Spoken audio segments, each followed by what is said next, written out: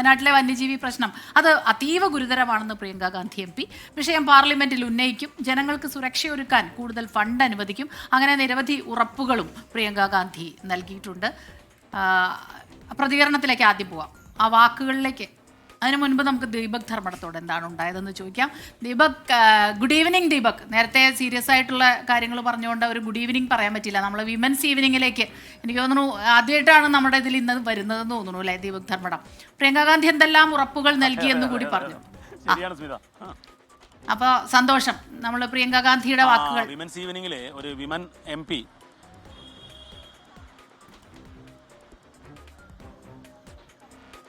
Yes പറയൂ.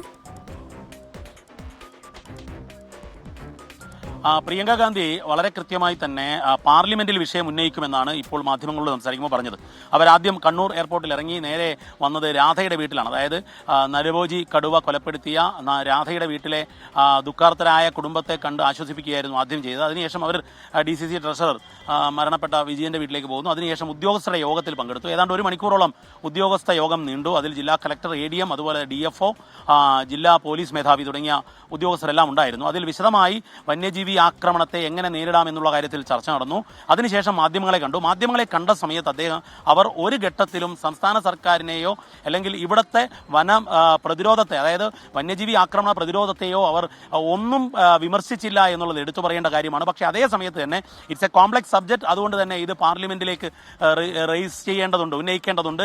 ആവശ്യത്തിനുള്ള പണം നൽകൽ, എഡ്യൂക്കേറ്റ് ഫണ്ട് ലഭിക്കുന്നില്ല എന്നുള്ളതാണ്. ആവശ്യത്തിനുള്ള പണം ലഭിക്കുന്നില്ല, അത് ലഭ്യമാക്കാൻ ഇടപെടലുണ്ടാകണം.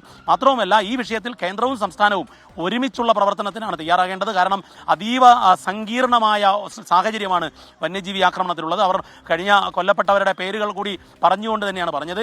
ഈ ഘട്ടത്തിൽ ഇതിനെ ലഘൂകരിക്കാൻ വേണ്ടിയുള്ള, എന്നാൽ അതേ സമയത്ത് തന്നെ പരിസ്ഥിതി ആവാസ വ്യവസ്ഥയെ സംരക്ഷിച്ചുകൊണ്ടുള്ള ഒരു നിലപാടിലേക്ക് പോകണം. പാർലമെന്റ് ജനങ്ങളുടെ സുരക്ഷ ഒരുക്കാനുള്ള സംവിധാനമാണ്. അതുകൊണ്ട് തന്നെ പാർലമെന്റിൽ ഈ വിഷയം ഉന്നയിക്കുമെന്നാണ് പ്രിയങ്ക ഗാന്ധി പറഞ്ഞത്. Smitha.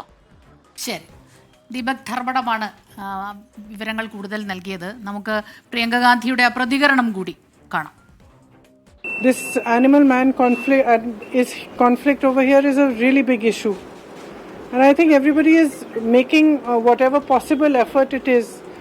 However, it's a big issue. It's a complicated issue. There are many different factors. The thing that matters to us most, of course, is that human life should be safeguarded.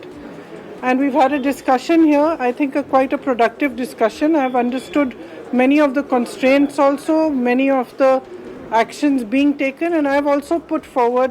I hope that we can all work together to be able to provide safety and to be able to provide a reasonable sense of confidence amongst people here, because this is being faced again and again.